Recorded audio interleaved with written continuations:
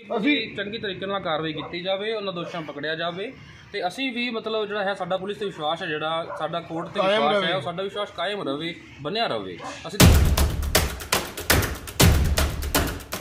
दोस्तों नमस्कार, उद्यान एक्सप्रेस में आप सभी का स्वागत है। अबोहर की फ्रेंड कॉलोनी में बीते दिन हुई चोरी को लेकर पीड़ितों ने प्रशासन के प्रति रोष व्यक्त किया है।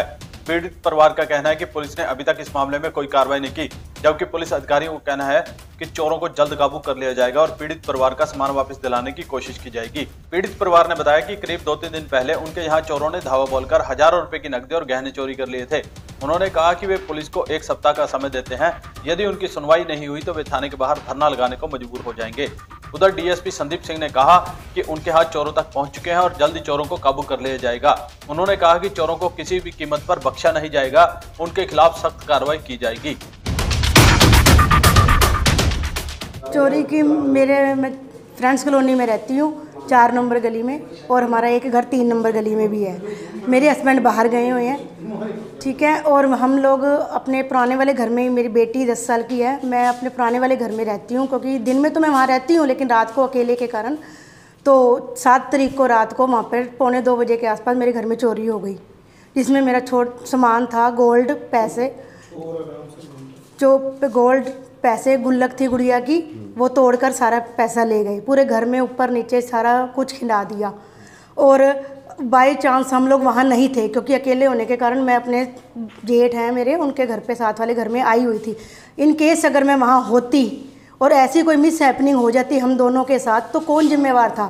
आज लेडीज़ बाहर निकलती है तो डर से निकलती है, पल्ला कर लें, हाथों में, कानों में मोबाइल, मोबाइल हमारी सेफ्टी के लिए दिया गया है कि भाई हम कहीं जाएं, इन केस कोई प्रॉब्लम होती है हमें तो हम अपने घर वालों को इन्फॉर्म कर सकें। चलते फ़ोन करने पे हमारे फ़ोन छीन लिए जाते हैं, कहीं पर्स छीन लिए जाते हैं। हम ना घर में सेफ़ हैं जी, और ना हम रोड पर, तो हम कहाँ रहें? अगर प्रशासन ये कहता है, मंत्रिमंडल ये कहते हैं घर में रहो, तो हम लोग बाहर निकले ही ना, नौकरी के लिए, काम के लिए, बच्चों की काम के लिए, घर में बैठ जाएँ। आदमी बाहर निकलते तो उनके फ़ोन चोरी हो जाते हैं। अब बताइए, अगर हम वहाँ होते, इन मिस हैपनिंग हो जाती, कुछ हो जाता हमारे साथ, तो कौन कहता? और ऊपर से पुलिस हमें कहती है हमारा ग्राम बताइए, आपकी चैन का ग्राम बताइए, आपका अंगूठियाँ बताइए। हमारे पूर्वजों की हमारी शादियों में गिफ्टों में आई होती है, हम उनसे चिट्ठी लेके आए कि भाई हमें वो दो, हमें लिस्टें। ऐसे ऐसे हमसे प्रशासन हमसे सवाल कर रहे हैं। हम खुद इतने परेशान हैं, मेरे हस्बैंड इतने बीमार हैं, हमने उनको सेंटर में डाला हुआ है।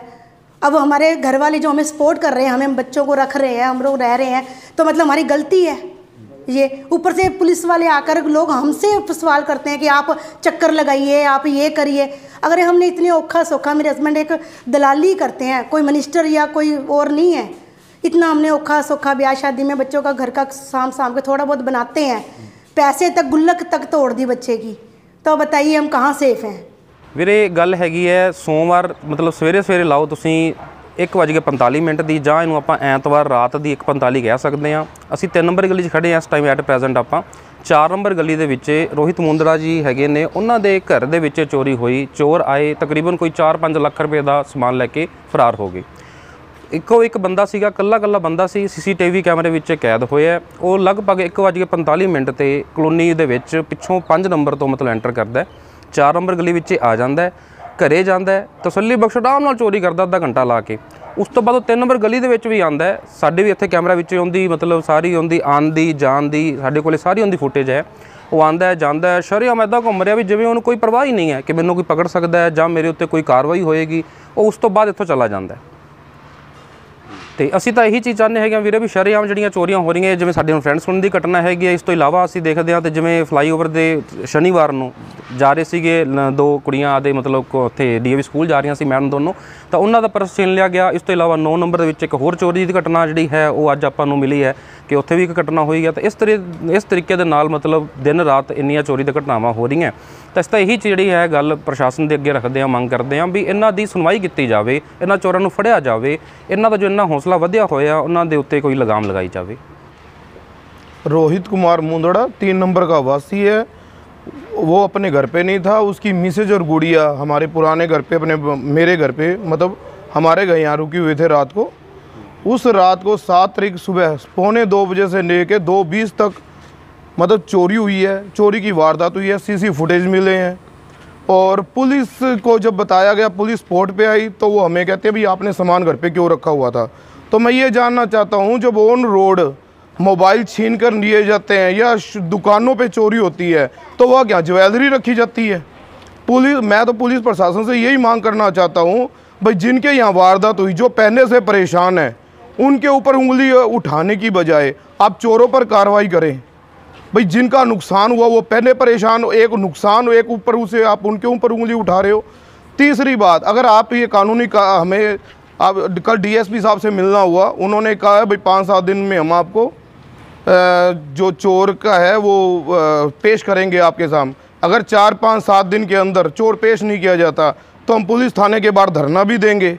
और ये नहीं है भाई मैं नौकरी पेशा हूँ या मैं छोटा व्यापार करता हूँ तो मैं व्यापार या नौकरी में व्यस्त हो जाऊँगा, मैं बाकियों की तरह नहीं हूँ।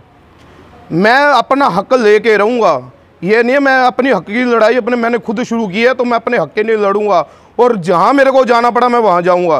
पुलिस वालों से फिर दरख्वास्त करता हूँ सख्त से सख्त कार्रवाई की जाए, इसे नॉर्मल मत लेना कभी भी बात को। मैं फिर बार बार मैं कहना चाह रहा हूँ भाई हम आम नागरिक हैं, हम वोट देते हैं तो वोट दे के हम चोट नहीं सहन कर सकते। मैं और मेरा परिवार, अगर ये हमारे फैसला नहीं मिलता हमें तो आज के बाद मेरा और मेरा परिवार किसी पार्टी को कोई वोट नहीं देगा आने वाले समय में। मैं जो नेता वोटों के टाइम, इलेक्शन के टाइम डोर टू डोर पैदल यात्रा करते हैं वोट के लिए, क्या आज उन नेतागण को हम याद नहीं आते हमारी परेशानी? भाई हमारे घर वारदात हुई वोट के लिए तो वो हमारी कॉलोनी तक आते हैं, हमारे पैरों तक हाथ लगाते हैं, हमारी परेशानी उनको दिखाई नहीं देती, सुनवाई नहीं देती। आज हमसे पूछने कोई नहीं आया। हम गुनहगार हो गए। एक तो हमारे घर चोरी हुई, हम गुनहगार हैं, थाने के चार हम गुनहगारों की तरह हम उनके घर, कभी थाने में कभी नेतागण के घर, उनके घर हम बार बार में द्वार पे जाते हैं। भाई गुनहगार वो जिसने चोरी की वो नहीं है, गुनहगार हमें जिनके घर चोरी हुई है। मैं फिर पुलिस से दरख्वास्त करता हूँ इस कार्रवाई को सख्त से सख्त ध्यान से देके इस कार्रवाई को किया जाए।